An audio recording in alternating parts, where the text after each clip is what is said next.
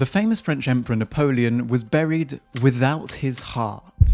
Well, for the sake of pedantry, I should clarify that Napoleon's heart is technically buried with him, just not inside of him.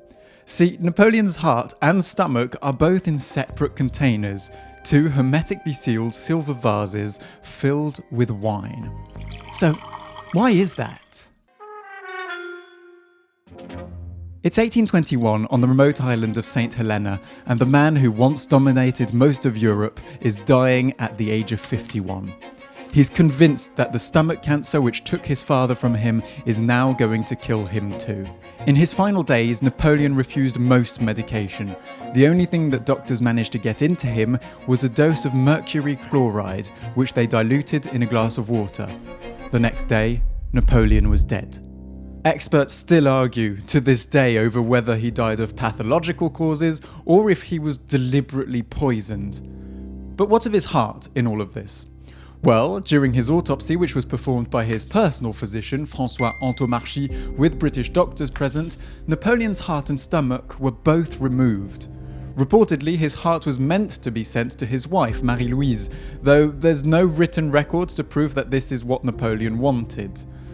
Both organs were sealed in silver vases and filled with wine. But then came Governor Hudson Lowe. A long-term British rival of Napoleon, Lowe insisted that his organs be buried with his body, and so Napoleon was entombed, heart and all, in St. Helena. It would take almost 20 years before his body was returned to France.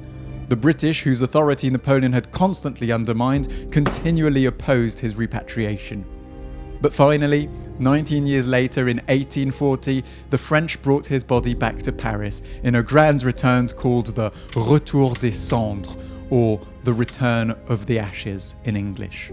And it was at this point that Napoleon was laid to rest under the Dôme des Invalides, where his tomb remains to this day. Yet, Napoleon's body parts have continued to fascinate people across the world, and many different rumours would spread after this moment. It was said that his personal physician might have stolen a fragment of one of his ribs during the autopsy. There was also something which British authorities claimed to be his intestine, which was displayed in London for a time. And then there's this infamous mummified tendon taken from his body during the post-mortem. In 1927 it was displayed in New York at the Museum of French Art. But what was this tendon? Well, some claimed it was Napoleon's penis.